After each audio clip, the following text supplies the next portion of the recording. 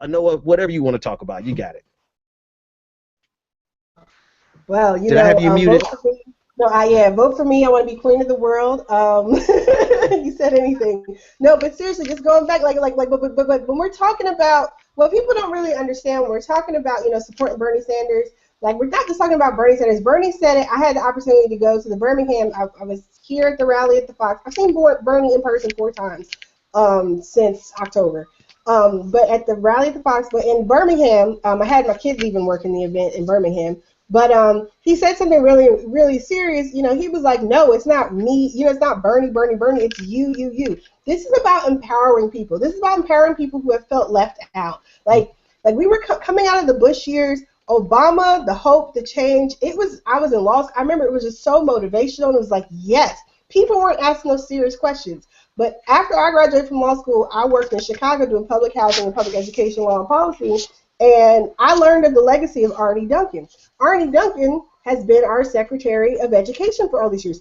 Arne Duncan screwed Chicago, screwed Black and Latino and poor children in Chicago, and yet he was entrusted to oversee education for the states, for the entire state, entire country. Obama has expressed, like Hillary Clinton has expressed, confidence in Rahm Emanuel. Rahm Emanuel hasn't been embroiled in scandal ever since he took office, and has been ever since the Laquan McDonald tapes have been released. Ever since that whole debacle has happened, he's been under consistent, round-the-clock, nonstop protests.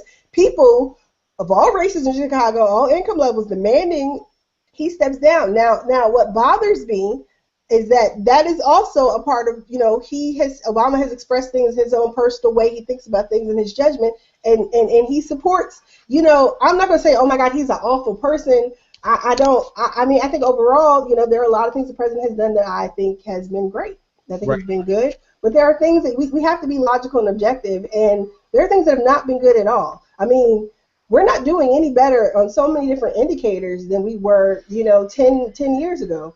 We're doing better in so many other ways. The economy itself is quote unquote better, but again, there have been certain things that haven't necessarily. We've added new jobs, but we still have when Bernie talks about the real unemployment figures, we have people who've been pushed out of unemployment. They're underemployed. They've stopped looking for work, not because they don't want to work, but there's no work where they specifically are. We look at where new businesses are being created. New businesses are not being created in certain areas. Businesses are being created. There's issues in terms of public transportation. We need infrastructure development. There's so much that has not happened. And we can say, I was reading a quote from Bernie from back in maybe September, just talking about how, Obama thought he could go in there and just, okay, let's all be great. Let's work together. We're going to get this stuff accomplished. The Republicans have been on that 3-year-old no tantrum thing for like 6-7 years now, and it has sent us further and further down the pipeline. And it's taken all this time for the president to finally say, you know what? Bump you. I got work to do. I needed you to do that like 3 years ago, bro. Exactly. Like seriously. And so when we're circling back around to this whole thing about Hillbots and Bernie Bros, we do have an issue. But the issue is not of either one of the campaigns. The issue has existed. Because when we're really talking about, supposedly, since everybody Hillary's saying progressive, when we go back to 2008 with the Pumas, the vitriol, and I think like social media, the way Twitter and Facebook is now in 2016, it wasn't like that in 2008. We were not as active and engaged in 2008 on social media as we are now. Like it just wasn't like that. And I think that magnifies a lot of the emotion that everyone is feeling. Also, when you talk about Bernie supporters, we feel like we're fighting. Like we're in a fight. It's like fight for your life, like dance for your life. Like these are real serious issues on the line. It's not, oh, it's my turn and I want to go have a party at the White House because I've lived there before and I want to go, sit in that chair that I like so much. But this is like really serious. Like this is a man that gets out there on picket lines with people. He's a senator, right? He don't got to do that stuff. He can go donate. He can go make a speech. He actually gets out there. You talked about Hillary going to Philly and she met with some pastors. Bernie went to Baltimore and actually walked the block. Like he walked Freddie Gray's neighborhood and talked about food deserts. Like, are you serious? Who talks about that? Who talks about food deserts? Who talks about the fact that there's a lack of opportunity, infrastructure, and development going on in so many neighborhoods and communities across America? I moved to Atlanta. I'm in Atlanta now, and I moved to Atlanta from Charleston, West Virginia. Appalachia, looking at rural poverty. I mean, there's from a holler to the hood, there is so much that's going wrong in America today. and we are fighting. We are fighting for our families. We are fighting for our communities, and I don't really feel like, you know. So when I get incensed that someone's criticism, it's not that I don't think Bernie can handle it.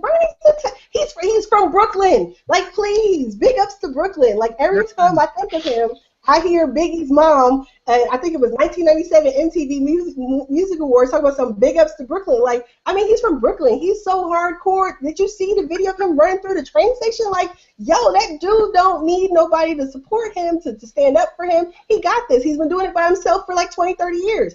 But the problem is that we are not in a bubble. You have all the people who criticize on one side when there's a whole heap of criticism on the other side. But they're trying to shield someone because they know there's a lot of stuff that the other side is going to, when we get to the general, there's going to be a lot of stuff thrown over there. So, I mean, people need to rein it in. And there was an email that went out from the campaign about social media and, like, kind of like do as Bernie does. And a lot of us who are social media managers, we do say that to people, like, you know, what would Bernie do? I've said that to people.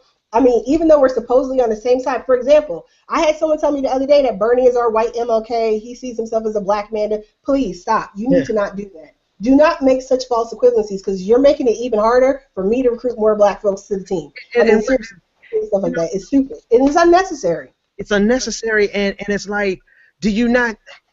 Social media has given a voice to people who really don't know, right? They don't understand that what you're saying is going to be counterproductive to the success of Bernie Sanders, right?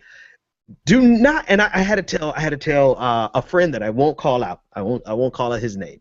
I had to tell a friend, please, never again make the analogy between, or the comparison rather, between Bernie Sanders and Martin Luther King. Especially, don't do it to your audience, right? I know you didn't mean anything by it, but it's counterproductive. And I don't know how many people I have had to tell this, right? Just don't do it. It's just not good, because you don't want to pander. You know what pandering is? Pandering is Hillary Clinton getting on stage and doing the whip and the nay-nay while simultaneously doing absolutely nothing or doing things that are detrimental. That is very much a nefarious type of pandering.